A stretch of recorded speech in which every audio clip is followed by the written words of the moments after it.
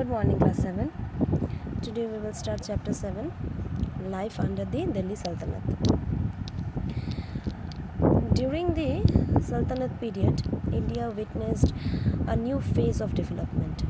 Society, art, architecture, language, literature all flourished during the Sultanate period and created a new synthesis of culture and harmony. During the time, Sultan was the supreme head. He held all the executive, judicial, and military power. There were various officials, those who were appointed to assist the Sultan. He was assisted by Wazir, Diwan, Qazi, and various other officials. People had to pay land revenue and other taxes.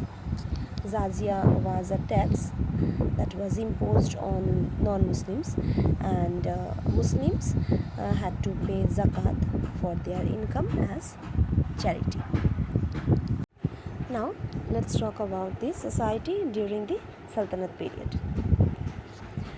The society that existed during the Sultanate period was divided into four major classes: the aristocracy, priest, town people, and the peasants. The aristocracy was the first ruling class, they belonged at the first class, that was the ruling class in the society. It consisted of the Sultan, the nobles, the Hindu princes, and landlords. The Sultan was all powerful. Now, there was a system called the khutbah. Means whenever a new Sultan used to sit on the throne, a khutbah was read in his name.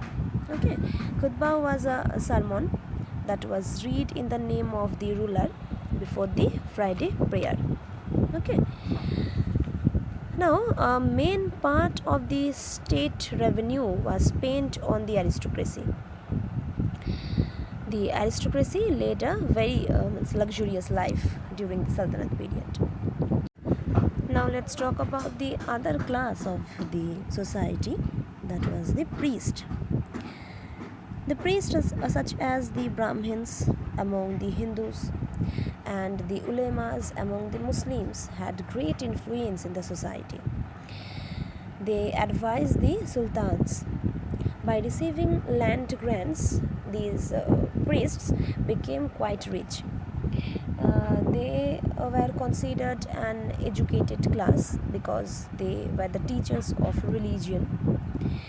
Now, the ulemas, they interpreted Shariat, okay, which the Sultan had to follow. Shariat was the Quranic law that was followed by the Sultan. However, the priests were not allowed to interfere in the policy of the state. Okay, they were not allowed to interfere in the state affairs and all. Next class was the town people. Now, during the Sultanate period, trade and commerce flourished a lot, which led to the establishment of towns. Means by flourishing trade and commerce, there was the emergence of towns during the Sultanate period.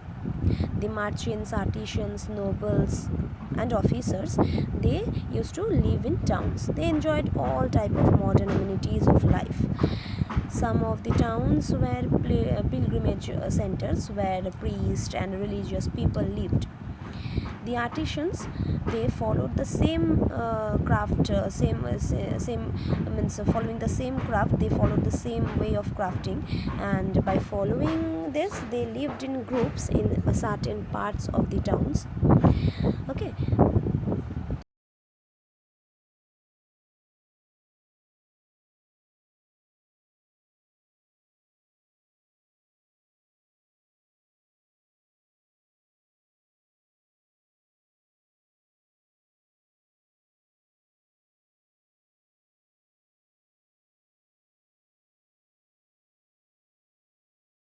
The goods manufactured by the artisans were sent to different parts of the country and even exported to foreign countries.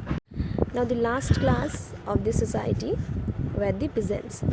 The peasants formed the backbone of the economy. They lived hand to mouth. They worked very hard for their livelihood. They had to pay 1/3 of their income to the rulers and paid various taxes. Now let's talk about the caste system and position of women. The caste system was the main feature of the society during the Sultanate period. The Hindus who were converted to Islam observed caste distinctions. Intercaste marriages occurred among the Afghans and Turks and the Hindus who had converted themselves to Islam. And as a result, Muslim and Hindu customs became an integral part of both of the communities. The Hindus and Muslim women observed Parda system. There was the practice of child marriage in the society. There was the existence of widow remarriage also in the society, but that was not approved. There was the practice of sati and dowry among the Hindus.